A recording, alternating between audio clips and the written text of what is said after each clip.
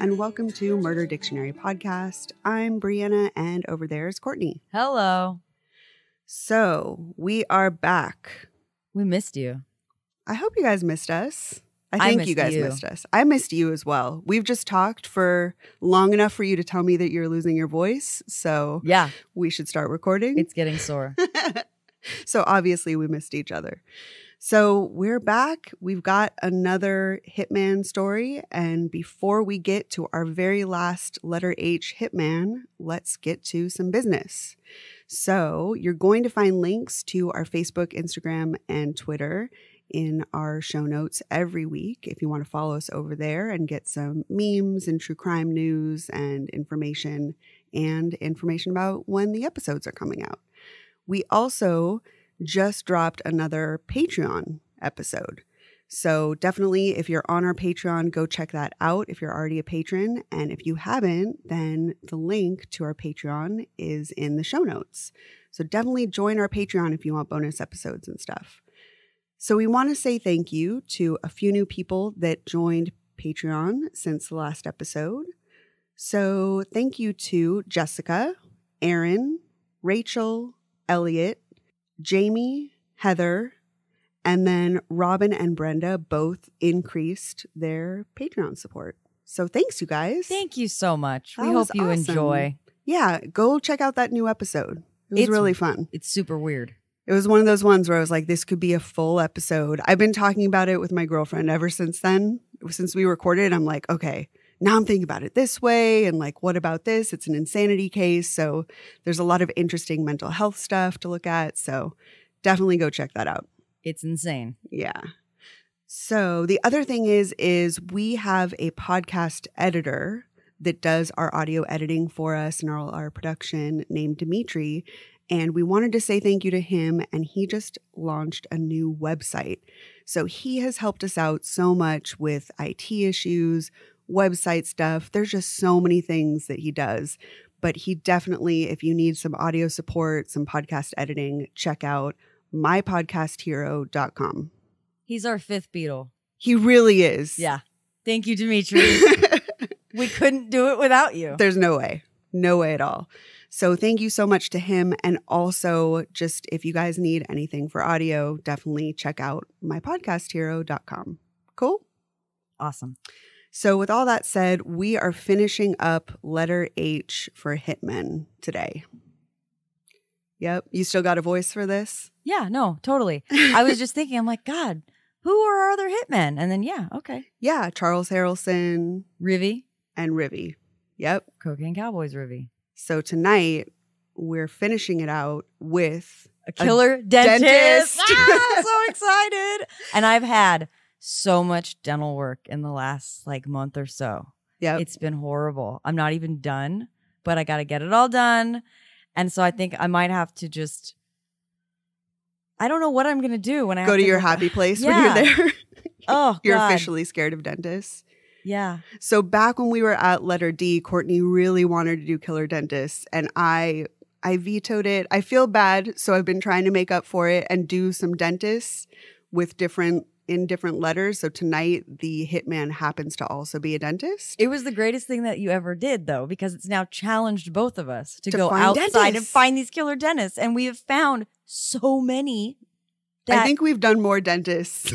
I was thinking the same thing. Else. Absolutely. I think this is the job that lately people are murdering. Yeah. Killer dentists everywhere. Dentists.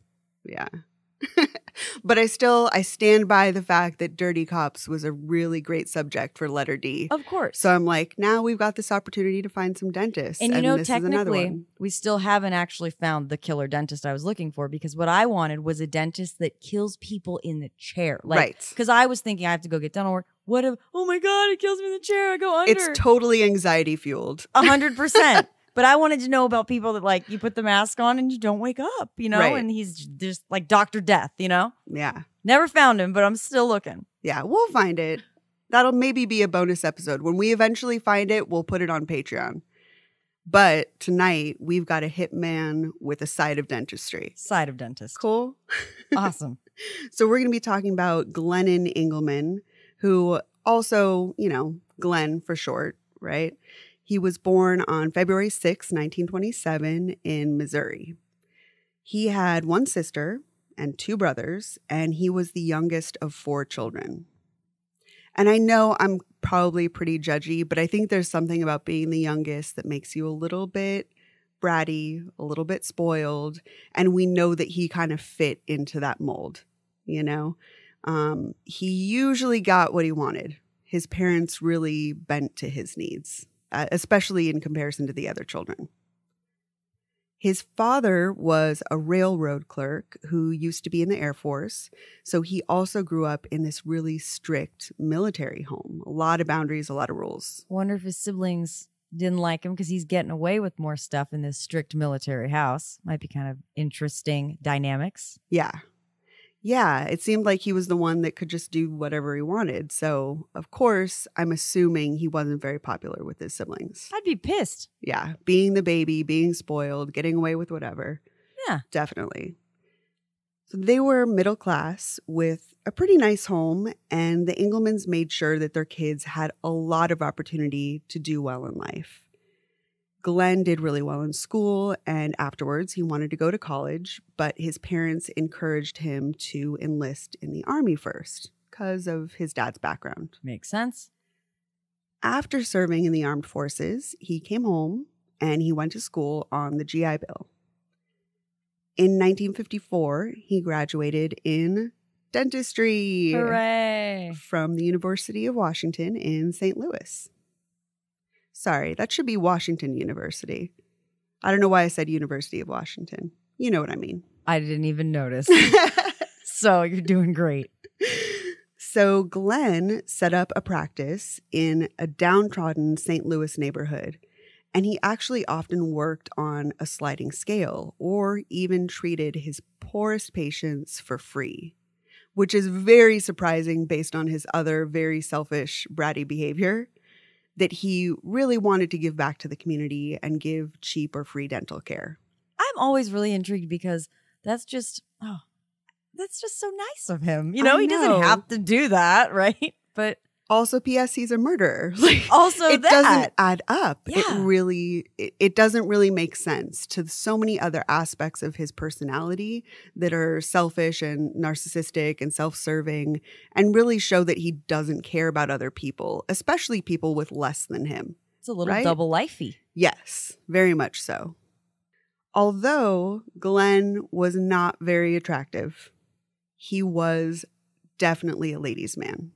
I think that's a great thing to point out. Yeah. I mean, it was just in every time that you read about him, it's like, well, he's not that good looking. But for some reason, I mean, he was crushing it. I mean, the entire success of his hitman career was completely based on sleeping with women. Yeah, you're right. Manipulating them, getting them to do what he wanted. It was all about that. This is another case of charisma. Right. Yeah. Right. He could just win people over and get them to do whatever. And especially when it came to women. It didn't matter his looks. He just had, like you call, silver tongue. Je ne sais quoi. Yes.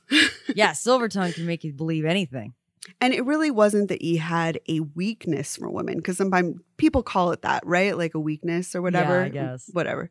But it wasn't that with him. He just liked to manipulate and use people. He got off on manipulation. Something to do. Yeah. And I had read one reference that he was also into S&M from one source, but I didn't really include any detail because I only saw it one time. So I don't know what kind of dynamic that creates really specifically or any details about it, but there's some possibility that that was an aspect to his relationships with women. Plot thickens. In the early 1950s, he married a student teacher named Edna Ruth Ball, but they split up only after 3 years.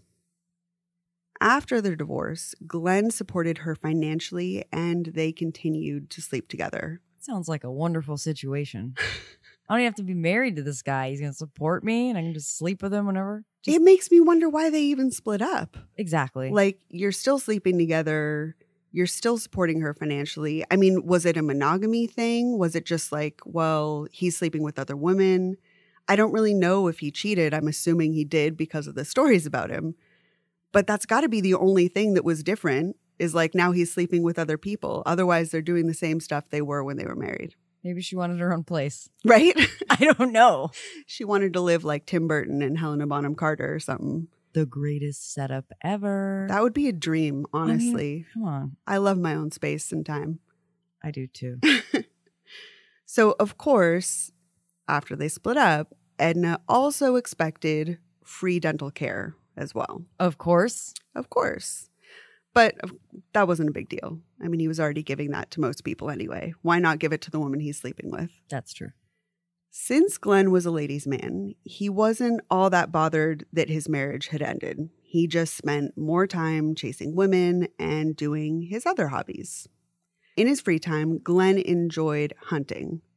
So much so that he was maybe a little bit too much into it. A lot of people took note of how much he enjoyed hunting. He's that guy. Yeah. He had all the best equipment to go on frequent, very frequent hunting trips. And he often brought home these really gruesome trophies that creeped other people out, but he was really proud of them. It seems to me like he really just enjoyed taking the lives of helpless, innocent victims so much that after a while, he wasn't content with just animals, and he decided he wanted to turn his attention to humans. I wonder what he did in the army. Right. That he came back from the army, and then now it's all about hunting. Yeah. And that's like, it's fine. You can be a hunter. Cabela's cool. Great. Yeah. I mean, within reason. And then he goes from there to people. So like, what were you doing in the army that, excited? It's just interesting to me. Right. I mean, he was very open about the fact that he enjoyed putting together a plan to hunt a human victim. He enjoyed the process of, okay, now I got to learn their routine. I got to figure out what's the best way to kill them, how to get rid of the body. That kind of process was really enjoyable to him. And it started with hunting animals. But you're right. There may have been an element of like the hunting animals plus whatever he did in the army made him come up with this new idea of a career path. I don't know. I'm just wondering. No, it totally makes sense. It totally makes sense. And again, like I always bring up, that doesn't mean army plus hunting equals murder. No. By no means. But for Glenn, it was this perfect recipe for him where he's like, well, I could combine all these things that I love and become a hitman. Right? He should have been into yoga or something. Right. So by all accounts, he did really well as a dentist, but he was also greedy and he always wanted more money. So he decided to become a hitman who performed contract kills for spouses looking to collect insurance money. So this combined all of his favorite things. He was able to manipulate women, he inflicted pain on people, he did the planning and hunting like we talked about, and also making money. This is all the stuff he enjoyed. So Glenn didn't sit back and wait for customers to come to him. Like most hitmen, this is something that makes him a little different, right? Instead, he decided he would be involved in every step of the process along the way. He would find these pretty women with maybe some financial issues or from meager means or whatnot, and convince them that they would be happy and rich if they just pulled out a life insurance scam on some unsuspecting guy. He's like soliciting his services. Yeah. You do not hear about that often. No. Very few people just walk up to people, hey, you could kill your husband. Oh, okay. And I'll help you. Wait, what? I didn't know that was an option. Oh, this is an option? I mean, it's just bizarre to me, and it works. It really worked. Like he would bring these women in and manipulate them the way he would when he was just trying to sleep with them. But then after kind of getting some level of trust with them, start pitching this scam.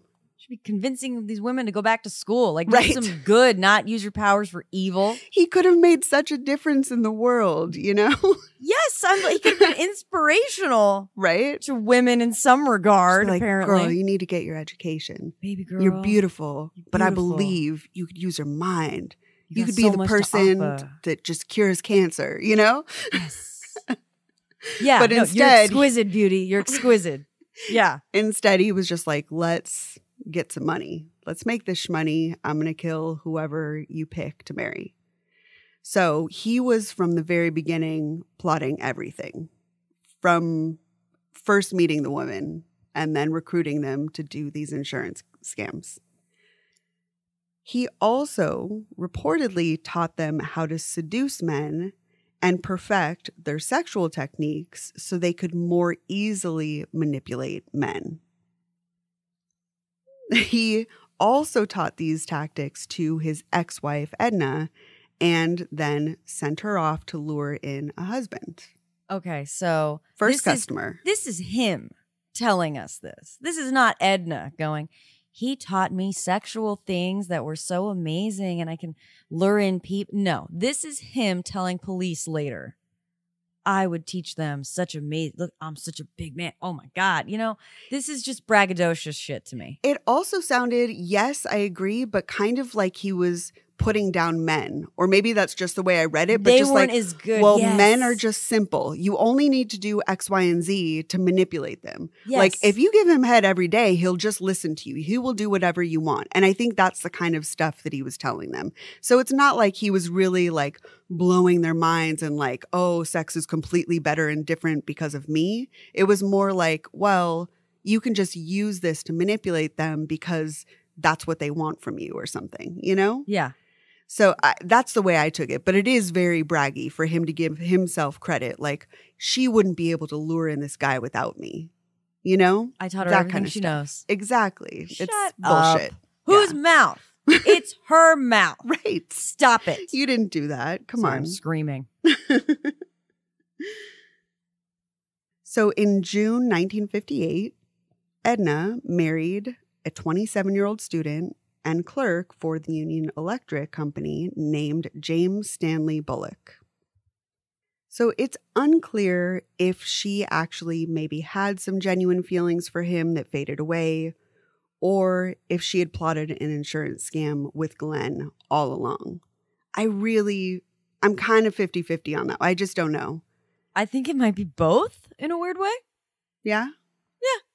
Like, she's already mentally enslaved to Glenn, Yeah. right? I don't know, because I just feel like this is his train and it's rolling along and she's just kind of along for the ride. But at the same time, like, you're getting experience now. Like, I don't know. I feel both ways about this. Yeah, it's just there's really not any information and you can only make your own conclusions about it. And I'm kind of torn. Like, she may have just met this guy and really liked him, and then eventually either things went wrong or Glenn just convinced her out of nowhere just to do it, you know? But it may have been his first customer and he was involved in the process all along. We just don't know. But ultimately, after only a few months together, Edna and Glennon began planning her new husband James' murder in hopes of collecting his life insurance. So on December 17th, 1958, James was shot dead in front of the St. Louis Art Museum. And Edna collected $64,000 from James Bullock's life insurance, which would be $555,000 today. I mean, if they're in downtrodden St. Louis still, then yeah, I bet that's probably a score. That's huge. Yeah. That's crazy. It's just so much money. Police suspected that Edna's ex-husband, Glenn, may have had motive, but when they went to talk to him, he had an alibi. He was also, of course, really well-respected member of the community, and he was just this veteran giving dental care on a sliding scale to all these patients with financial issues. People loved him. So right away, the police were like, well, he's a good guy. He has an alibi. Let's turn our attention somewhere else. And they went looking at Edna, and she became the prime suspect. After James' murder, Edna was out on the town every single night, and she was just earning this reputation for going out to bars, being wild, and, you know, mind you, it's 1950s wild. It's not 2019 wild. This is reefer madness wild. Right. Yeah.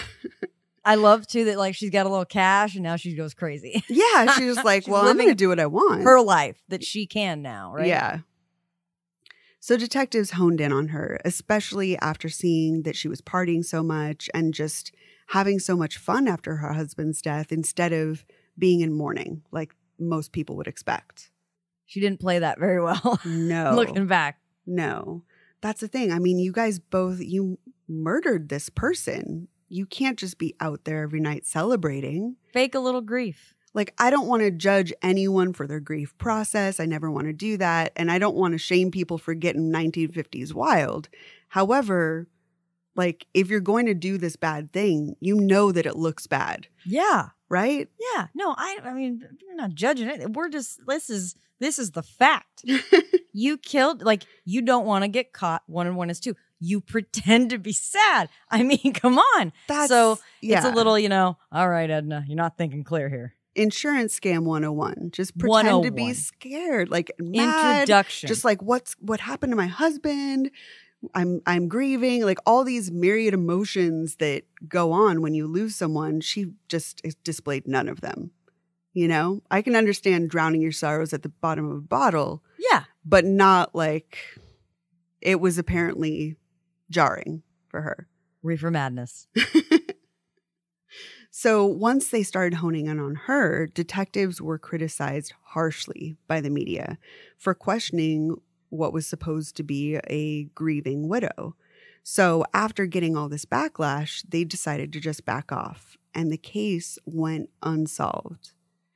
And no one was ever charged with James Bullock's murder. So a few years passed, and Glenn got remarried to a librarian named Edith Van Hest. He decided to start a new business, and he wanted to open a drag racing track called Pacific Drag Strip.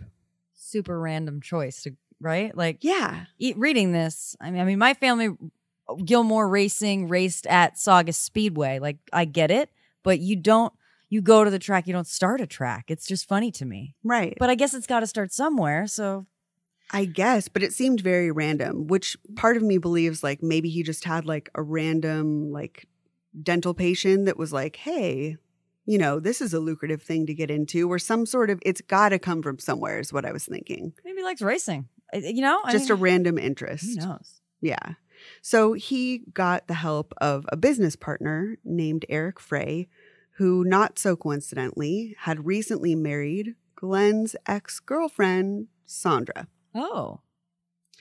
So there you go. That's the connection, I think, is like, okay, I can start this business with this person who I can manipulate this woman, and now we've got a new business and a new insurance scam. Yep. Double whammy. On September 26, 1963, Eric was helping Glenn with construction at the site. Glenn hit Eric in the head with a rock and then threw him down a well. To make sure that there was no evidence that could be found, he also threw several sticks of lit dynamite down the well with Eric. After the explosion, the police investigation determined that there was no evidence of foul play, so the death was actually ruled accidental.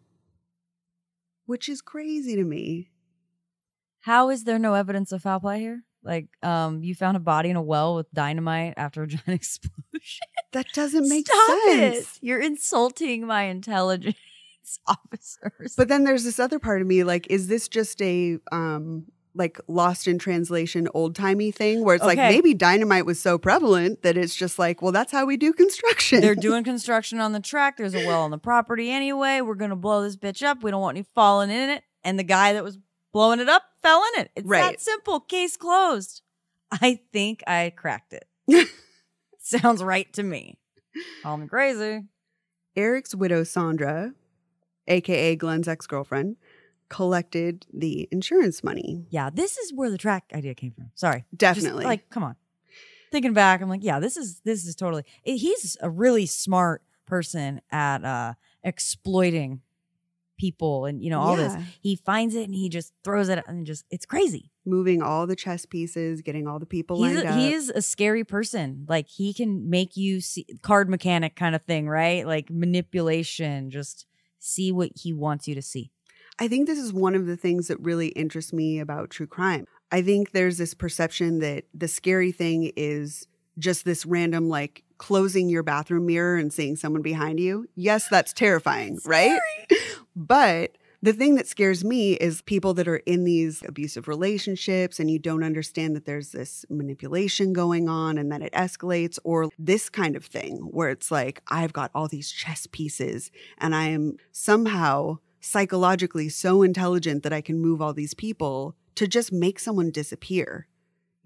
Someone just blew up in a well and I psychologically put all that together. My ex-girlfriend did that. Now I'm getting money. That's terrifying to me, to just have that kind of a manipulative mind and then murder someone.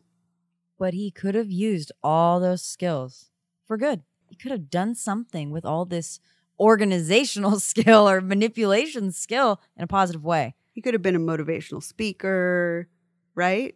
Could have been like a professor or something. I don't know.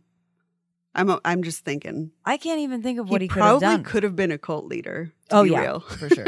For sure. That's kind of, he's like that good. So like showing that all this was lined up from the very beginning, after the death, she invested $16,000 of the $25,000 from the life insurance into the drag strip. And she became Glenn's new business partner. So he had lined this up all the way from the beginning. She's got this boyfriend, who knows if they were still sleeping together at that time. But you're my ex. Now you've got this new boyfriend. He's into drag racing. Let's start a business. I'll get rid of him. We'll both have money. Now we have this business together. Women are just pawns. Yeah. He just takes what he can from them and just crazy. Yeah. So he, of course, preferred working with her over Eric since he was able to manipulate her like most women. And it didn't really make much difference in the long run because within a year, the drag strip actually went bankrupt. Surprise, surprise. It wasn't long before he turned his attention to a new woman and a new job.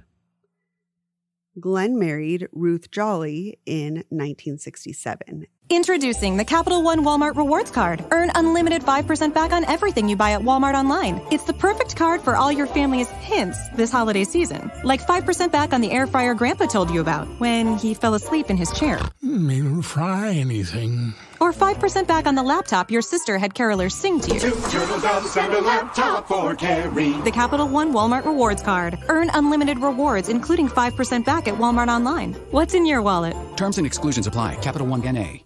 The Starlight Lounge presents An Evening with the Progressive Box. Old moon, yeah. That's Hugo, tickling the ivories. He just saved by bundling home and auto with Progressive. Gonna finally buy a ring for that gal of yours, Hugo? Send her my condolences. Hi-oh! This next one's for you two. There's a burglar in my heart. Thank you. Progressive Casualty Insurance Company and Affiliates. Discounts not available in all states or situations. And they had a son named David. He found his next assignment in one of the employees at his dental practice. His dental assistant, Carmen Miranda, was much younger than Glenn, and he had known her for actually most of his life. She really respected his opinion, and she often came to him for advice. And so she had been approaching him complaining about a lot of her financial issues recently. And Glenn advised her that she marry someone, take out a life insurance policy on him, and then he agreed to kill her husband so that she could collect that. The one thing that's unclear to me about this particular relationship is it's very clear that basically he had known her since she was a child, and I don't know if they were sleeping together or if it was really a case of him being faithful to his wife and just taking a new job and just looking at it as a job. I don't know. I think he was probably, it started as like the kid next door little girl. And then, like she grows up and now she's old enough I can have sex with her. I can put her out there and find somebody. And she's receptive. Yeah. And I honestly, the fact that she's so cool with this makes me think that he's been manipulating her a long time. This is normal to her. That makes sense. Yeah. Part of me is just like, well, it's within his character to just be that kind of creep, And as soon as she's, reasonably old enough, he just really takes advantage of her because he's been probably grooming her. Yeah. If she was like his childhood dentist, she knew him forever. And then when she gets older, he's like, yeah, come work for me.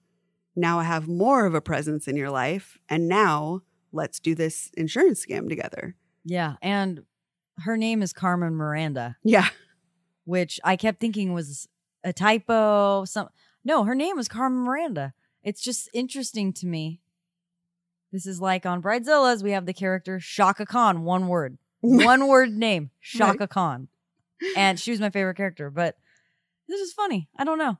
Yeah. Well, which came first, right? I like the name. So when he tried to talk her into this insurance scam, of course, he assured her that the scheme would work, specifically because he told her that he had done it before. And so the pair agreed that they would split the insurance money and go forward with the plan. So Carmen changed jobs so that there wasn't a connection between her and Glenn. But he continued to meet her to guide her through the insurance scam process.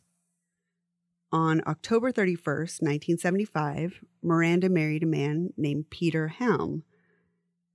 With Glenn's guidance, Miranda took out an insurance policy and she put all of their property in her name. It's like the original Crow wedding. Yeah. Halloween. Right? Yeah.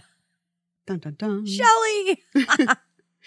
Together, Glenn and Miranda scouted several locations, and Miranda brought her husband Peter to the decided spots on actually 2 occasions.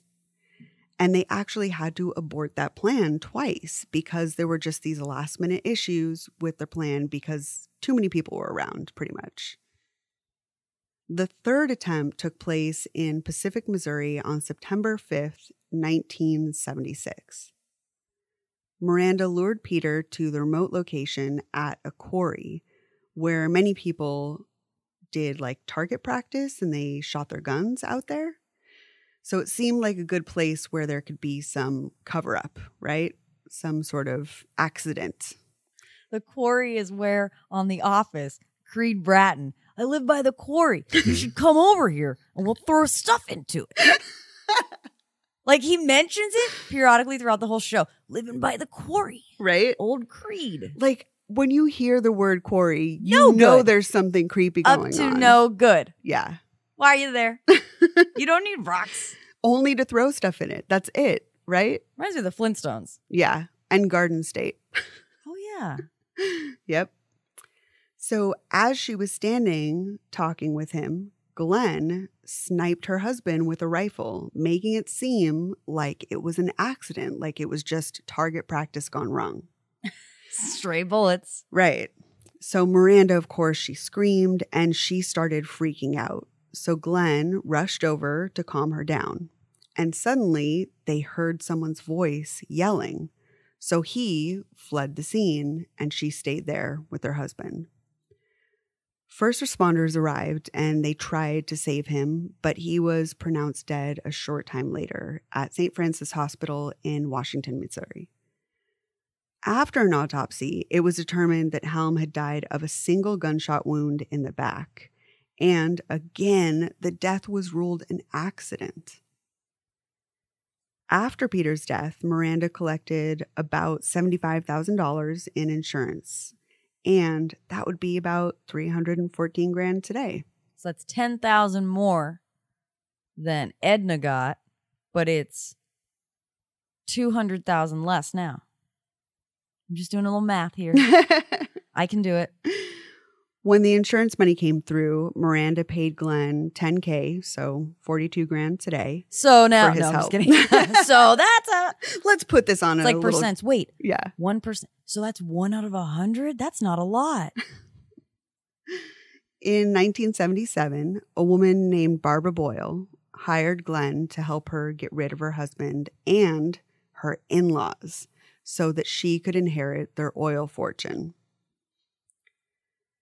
Glenn took out the in-laws first so that their son, Barbara's husband, could first inherit the fortune, and then it would be passed on to her. This is genius manipulation planning. This is just, it's so much. It's escalating. It's another thing where it's like, a lot of these killers that have this kind of thirst for hunting and violence and whatnot that he really likes and he really enjoys. This is just upping the whole game to him of now I've taken out a couple people. I've practiced a couple times. Now let's do 3 people within one family. All these other times, well, not every single time, but there's been, a couple of them that were ruled accidents. But there's no way to say that it's an accident when 3 people are murdered, So he's challenging himself. He's like, oh, I believe that I can just get this done and everybody will think it was a robbery gone wrong or an accident. And that's just, I don't know, like just the ultimate in narcissism or ego or whatnot. Just to even, the fuck? It blows my mind. And also, like, I look at it this way. 3 members of the same family are, even if it's like they all die in their bed asleep, it's like something's wrong. They got black mold. Right. Something, right? It's a group. There's something is up. This doesn't happen. If it does happen, it does. People lose a lot of people back to back. But no, not like this. Oil fortune family, you've been murdered. Right. Someone's coming for you. Yeah. He's just taking bigger and bigger jobs, bigger challenges. The fact that there's so much more money, the fact that it's more people, it's just, total It's all about the escalation. money, too. Yeah. It's all about the money when it comes down to it. It's not like bloodthirst, like some people, they just kill to kill. He is doing this for the money. Yeah, but it's also, I think, I don't know if bloodthirst is a thing, but like he really enjoys the manipulation and the planning and the violence. And yeah, so there is something there. It's twofold, He loves the process, but it's like the whole, I think most of this is, get the money for It's it. a means and he doesn't to an even need end. it. He's got a good job and this and that, but You're again, right. I think it's a lower value on human life. Yes. It's not necessarily straight up bloodthirst, but it's like, well, I can hunt them like animals and it doesn't seem any different to them. Yeah. Human life doesn't really matter. So, yeah, why not? I guess. So he traveled to Edwardsville, Illinois with an accomplice and he knocked on the in-laws' front door. He told the father-in-law, Arthur Guswell, that he was a representative from the Farmers Union, and he said he just needed to talk to him. So, of course, Arthur invited Glenn into their home, and within a minute of being inside, he pulled out a pistol and shot him. Then he bludgeoned his wife, Vernita, to death. That's the other thing that makes me feel like this isn't just money, because he could have just shot Vernita quickly. You know what I mean? I think there has to be a bloodthirst element to it. but this tells me, this is why I love us, because we can just like, hey, wait, this is what I think. You think, oh, I don't know what you think. We always seem to fall on like these opposite sides of I the know. coin. But usually it. one of us ends up convincing the other to come to the middle. I know, right? Not all Hey, the way, just but agree just with to me, the damn it. middle. So the fact that he kills these people so violently that it's like you've been shot, not an accidental shooting. You've been bludgeoned to death. I didn't fall and hit my head. Right. This is another reason why there's something suspicious here. These are violent deaths in an oil fortune family. He's not making a good decision. This is a bad way to do this. It's about money. He's blinded by the fact that they're a fortune family. Yeah. He can inherit. This is the ultimate scam. This is the one. I can retire after this, go out of business. Like, I don't know, like the violent aspect of this. And I know he likes to hunt and all that, but he would have stalked them. Like, I don't know. I don't know. I just feel like it makes him look more guilty. It makes it, the detectives are going to say, we need to look at something with this whole family. Yes, More absolutely. than they would have if he had just poisoned them.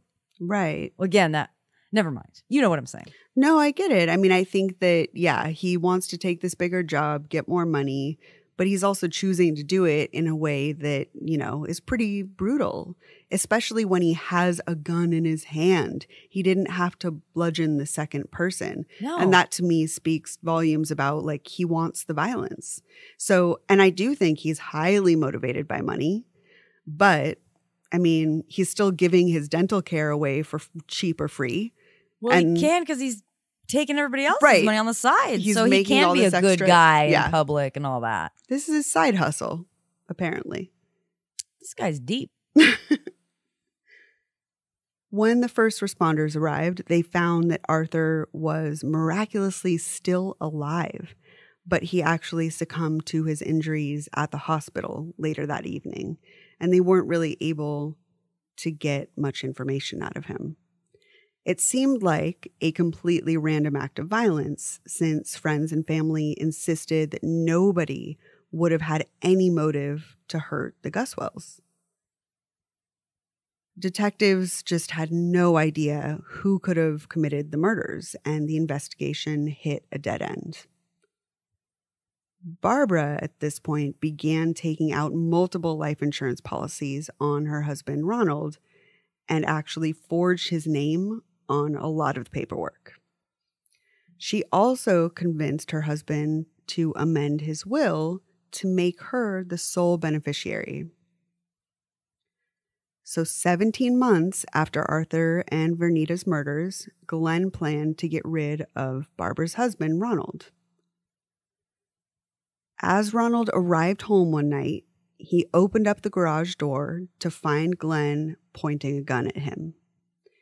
And Ronald looked at his wife, but before they could exchange any words, Glenn shot him. He was still alive, so Glenn, again, bludgeoned him with a sledgehammer. Oh. Yeah. That's the thing. I mean, like I said, I agree it's totally about money, but it also really is about the violence for him. It's both. We're both right. We are totally both right. We're in the middle. Also, attention, everyone. If somebody says to you, we need to amend your will and make me the sole beneficiary, I need you to step back.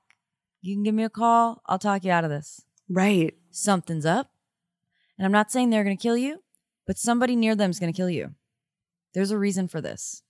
Yeah, I don't trust anyone that wants to I talk need to me power about of my will at attorney all. over you. Like, none of it.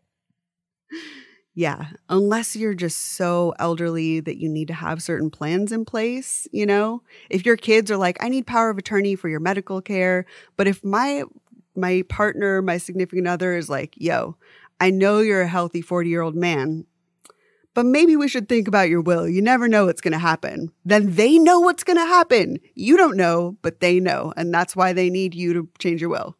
Period. Pew, pew. Like little guns in the air. You're nailing this one. Like, holy crap, man. But I appreciate that you said attention, everyone, before your announcement. Yeah, no, listen, everyone. Because this come is here. our Murder Dictionary PSA. Come here. Everybody Don't get change your close. will if someone asks you. For this episode, that's the PSA. We'll have another one.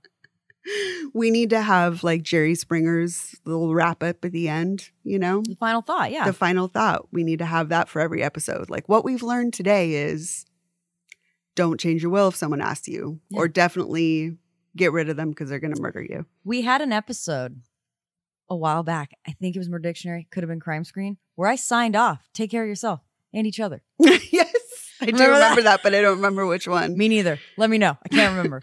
Springer fans over Springer here. fan. So after the killing, the body was put into Glenn's car and Barbara cleaned up the evidence. To throw suspicion away from herself, Barbara called his work a short while later that night and asked if he was there because she wanted to establish a story that he hadn't come home, right? Then a few hours later, she calls the hospitals in the area. And then only the following day did she contact the police in the morning and say, my husband never came home yesterday. So this is definitely learning from the previous issues that they had, where it's like, let's establish a story. Let's play up the grieving widow thing. My husband's missing. He definitely coached her on that, learning from what happened before. This is the old-timey voicemail. Hey, babe, I'm just seeing where you are. Haven't heard from you. And then they find her phone in her lake. Yeah. Or in his pocket. She's in the lake. Well, this is what's-her-name from Dear Zachary driving to his house to kill him and leaving all these voicemails and driving back and leaving voicemails to establish that she's at home. My hands in the air. This is Shirley Turner. Shirley Turner. Crazy fucking Shirley Turner from Dear Zachary. Yeah. I knew it was an S. It was on the tip of my tongue. Oh my God, you're right. So that's what this is learning, like, I have to establish a story from the jump. So immediately, let's say he just didn't come home from work. Let's make sure the work is involved. The coworkers know me. Yeah, you're right. You're doing check marks in the air. Check. Right. Check. So that everybody knows that I'm doing what I can to find my husband and he never came home.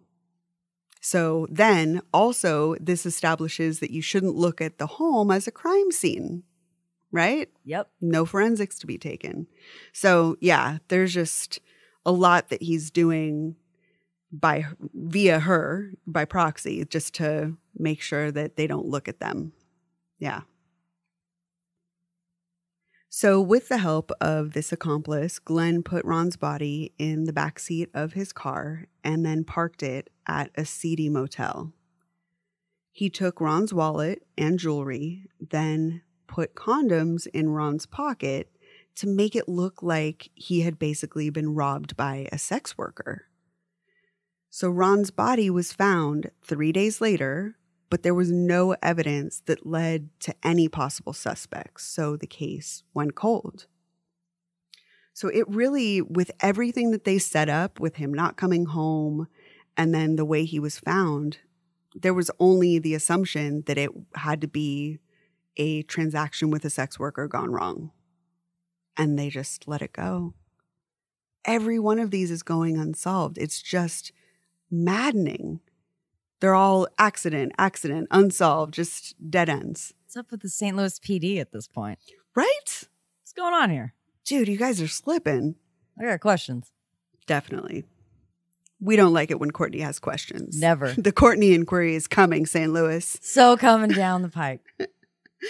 A few months later, Barbara Boyle received $340,000 in life insurance, plus another $250K from Ron's will. That's so much money. So much. So Barbara paid Glenn $50K for his part in the murder, which would be $210,000 today. In 1980, Glenn turned his sights to another victim that was actually a bit closer to him. A woman named Sophie Marie Barrera owned a local dental laboratory, and she had done some work for him, but he was not paying her for that work. She threatened to take him to court so that she could collect $14,000 that he owed her, and that would be about $45K today. So, I mean, they worked together a lot. That's a good chunk of money. That's a lot of money to owe somebody. Yeah. In January 1980, only a week before the lawsuit was supposed to be finalized in court, Glenn planted a car bomb in her vehicle and killed Sophie Marie Barrera to get out of his debt. I saw, maybe it was Dateline, one of these, about Glennon. And they said that he could see the smoke from his dental office out the window. Yeah. From the explosion. And like in the show, he's like working on someone's teeth with a pick, just looking out the window like, he. But it might have been that close to the truth. And it really might have been something that he enjoyed seeing. Like, I'm sure of it. I mean, he was close enough to where, you know, her office was pretty nearby him. And yeah, he could just see it out his window. Yeah. Pieces of the car and Sophie's body were found for a full 2-mile radius. Oh, wow. Yeah. It's just so fucked up. In the previous 2 years, there had been 21 car bombings in St. Louis. So investigators theorized that it was actually a mob hit. Why are there so many car bombings there that year? I know. What the hell? Yeah, so apparently this was just a really crazy time in mob history in their city, and it just really blended in with what else was going on with the mob violence. Take advantage of it, yeah. And honestly, again, it's like, obviously I don't like this guy, but it really speaks to his intelligence of like, hey, what method could I use to get away with this? Because if he used the other methods of shooting her or bludgeoning her, all these other more personal things, more targeted things, it would just seem like, yeah, we've got to look at the outstanding debts. Let's look at the guy who's got a lawsuit with her. But because of the car bomb, it's like, well, it was just a mob hit. That's only mobsters do that. I'm sure the police were just drawing those conclusions. Like Bonnie and Clyde, I guess. I mean, I'm still thinking it's like 1950s wild though. But like, yeah, what a wild scene. Yeah, that's really recent, 1980, and there's these car bombings going on. That's just very scary. Glenn actually did come up as a suspect because of his outstanding debt and, of course, the pending lawsuit. But he had an alibi. Like you said, he saw it out the window. He was in his office at the time it went off. And so he said, hey, she's got this disgruntled employee. You may want to look at that person because I know that she's got some problems with her workers. Apparently, from what I understand, her husband owned the business before and then left the business to her, and then she didn't get along with some people. So he was like, yeah, it's got to be the people that are now working for her that used to work for her husband. Wow. Yeah. He had all the stories lined up. Again, he just knows how to manipulate it. I'd love to see his clipboard. Right? Lots of notes.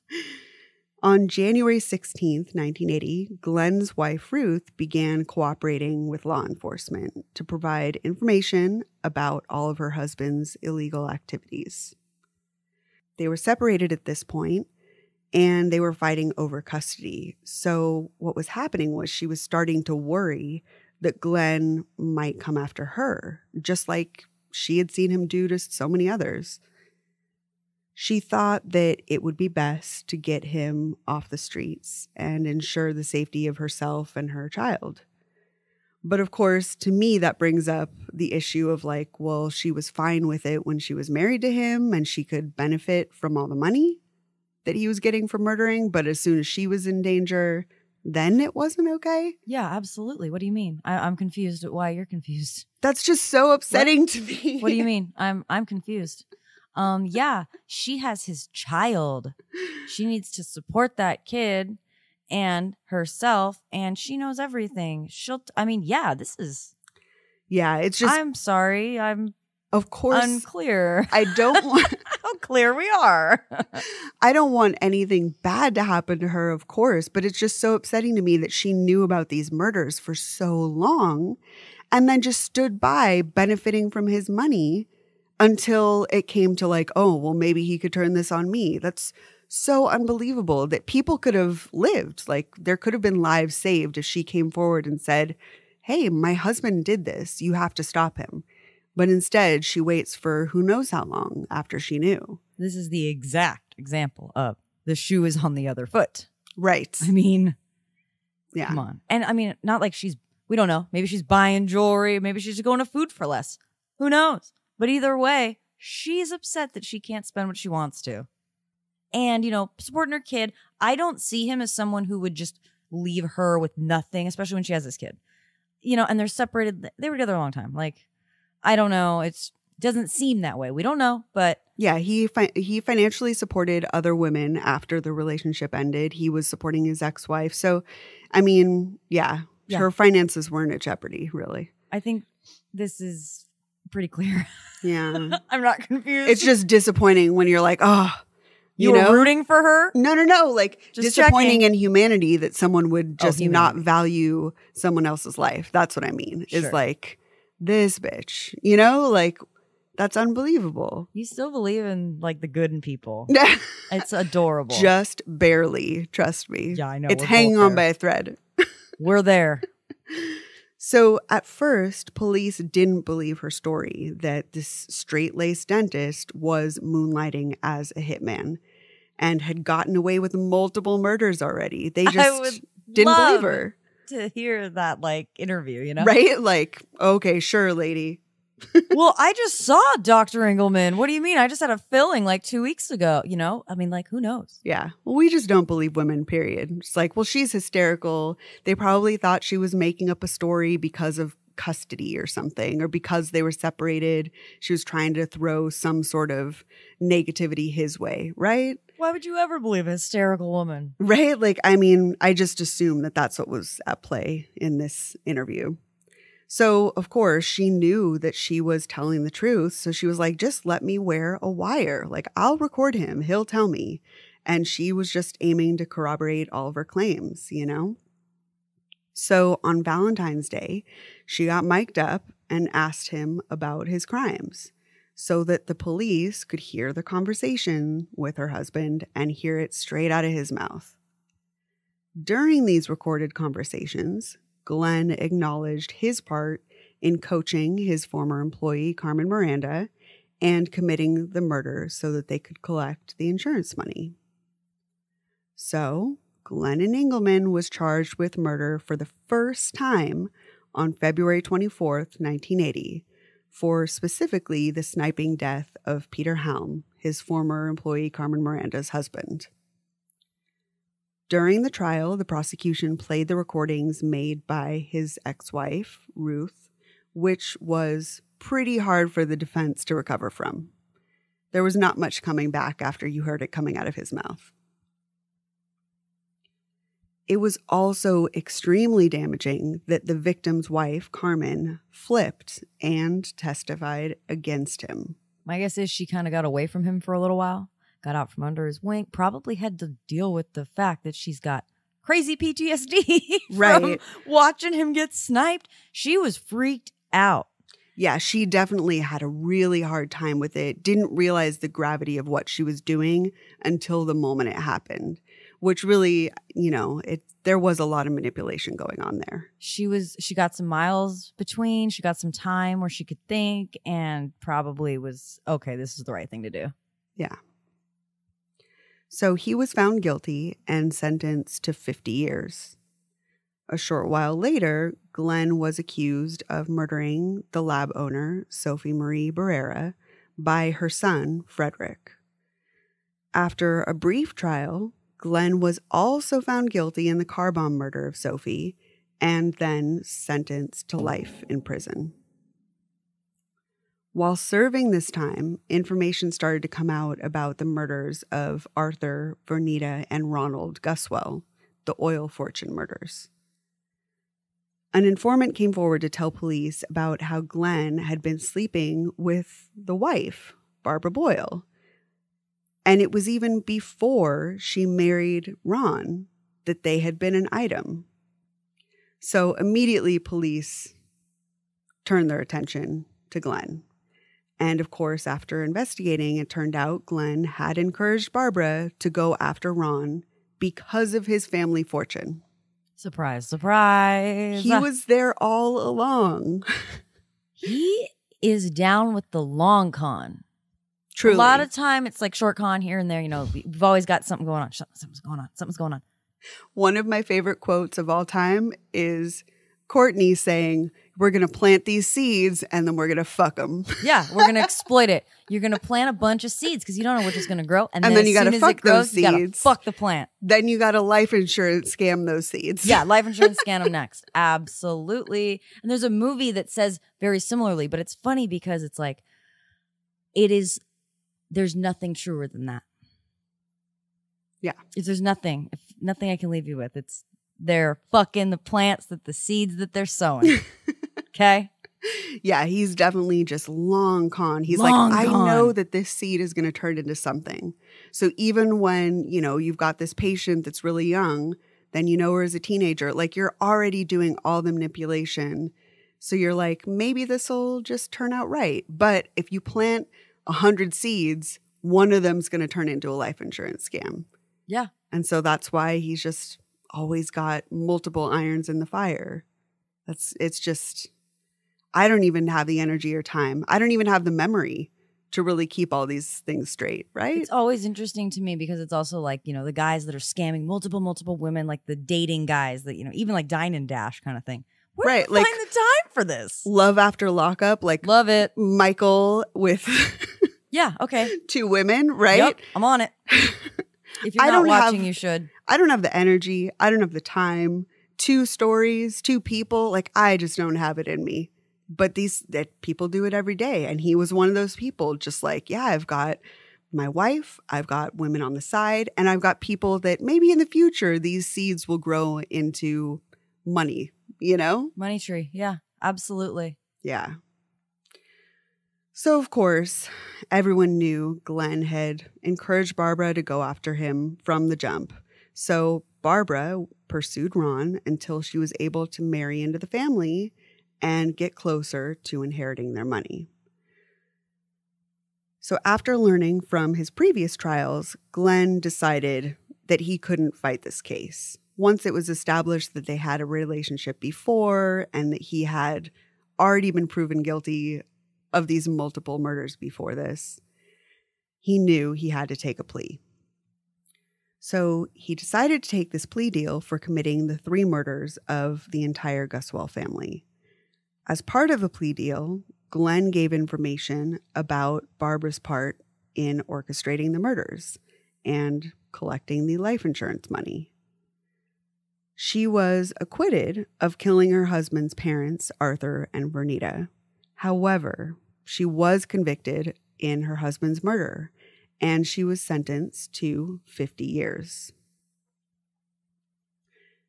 She ended up serving about only half of her time, and she was released from Dwight Correctional Facility on October 10th, 2009. Once Glenn was evaluated and treated by psychologists, it was found that he was actually a sociopath. He admitted that he felt like his biggest talent was the ability to kill without remorse. Sounds like it. Yeah, I mean, he really just had no attachment to people. He didn't care about the loss of human life, period. Glenn specifically said that he enjoyed getting paid to carry out murders. He also admitted that he enjoyed the planning and the hunting of the victims. In early 1999, Glenn was moved to the infirmary of the Jefferson City Correctional Center. And on March 3rd, 1999, Glennon Engelman passed away at the age of 71 from complications of his diabetes. And that's our dentist hitman, Glennon Engelman. He says, you know, his biggest talent is to kill without remorse. What happened in the Army when you were young at that age where, you know, you're going to go one way or the other and you choose to be a murderer? Like, you like to kill. This is it. Where did you find out that? Where did you learn that this skill? Where did you get this need, this want to hunt, to stalk, prey? I'm sure he hunted previously. He's an Army. He's from a military family. Probably guns around. This is also old timey. So there are guns everywhere. But a lot of people go to the Army and, you know, the military. And they turn out fine. And aren't murderers right. at all. So what happened to him? I want to know. And I think, you know, I always look back, like, was there something in the childhood? Then once the Army came along, he was more susceptible to a certain thing. Then, like you said, maybe he had a certain job that made him like, oh, I really like killing people. Yeah. You know, like maybe his role within this organization was like, yeah, this is my stuff. Maybe. I'm a murderer. That's my thing. But yeah, I don't know. This is a crazy one. Yeah, it's a dentist. And it's a hitman. It wasn't until we Combo. started talking about it how, like, ridiculous I realized this was. Because, you know, we watched it, read it, all of this. But talking with you, this guy's nuts. It's just one of those stories that blows my mind, like over and over again. Throughout going through all the details, it's like the accidental deaths are the ones that really get me. Yes. When you see this one guy is always around when people die, just, I mean, I guess, of course, if you don't have everything computerized, you can't just type in a name and see that his name has come up on multiple investigations. But you've got to think he's familiar.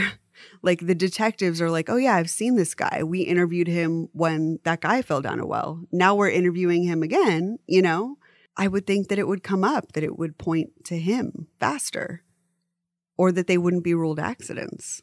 Makes me question St. Louis again, too, because somebody who's traveling the country can get away with this, especially during the time. But this is one town. This is one town, and he never left. Yeah. He was the dentist. Everybody knew, too. It's very strange.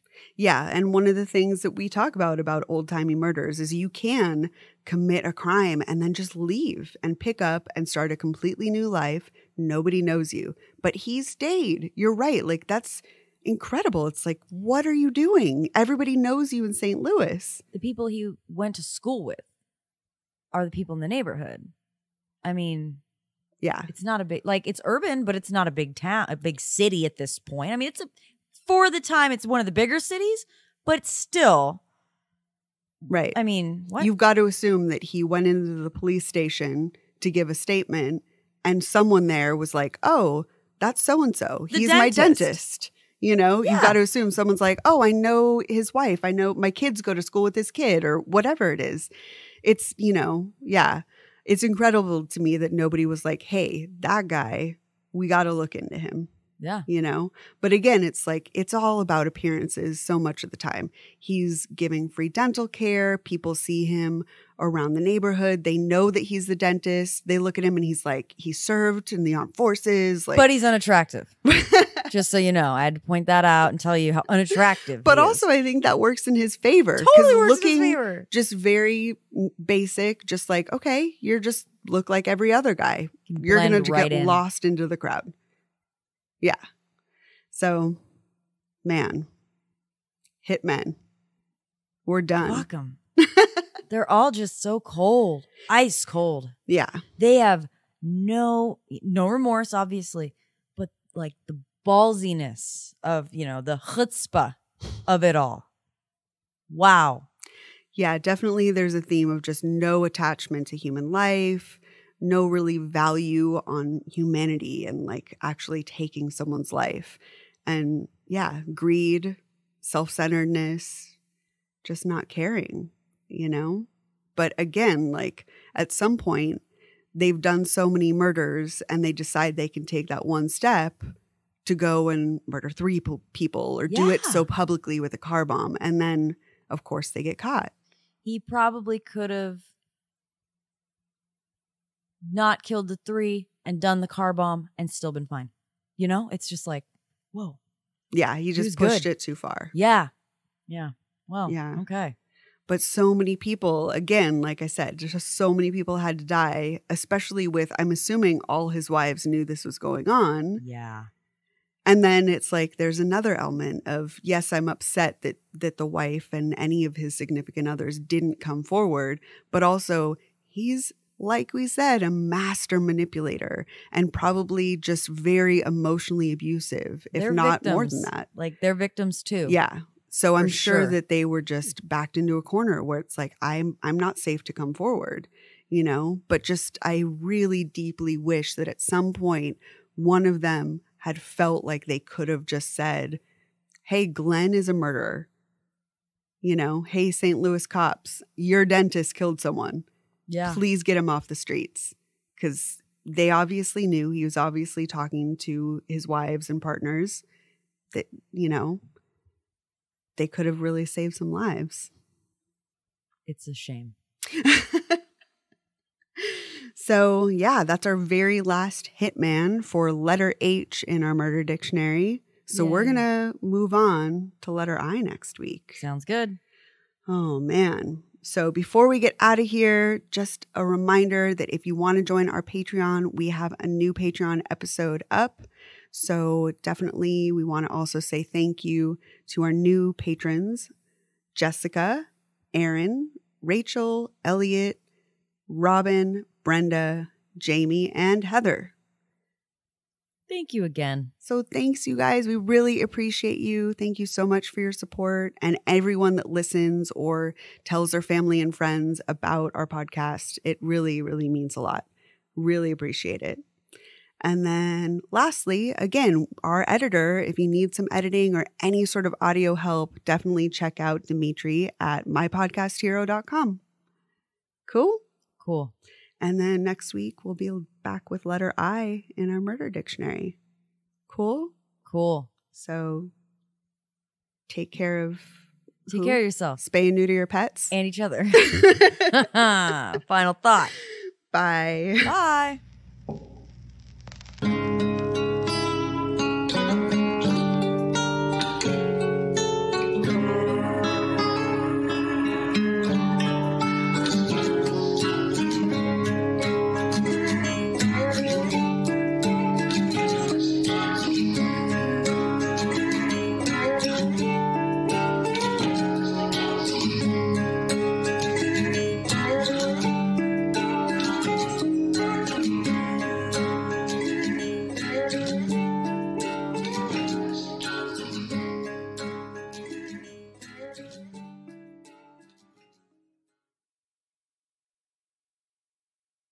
Hi, it's Jamie, Progressive #1, #2 employee. Leave a message at the...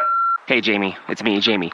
This is your daily pep talk. I know it's been rough going ever since people found out about your a cappella group, Mad Harmony, but you will bounce back.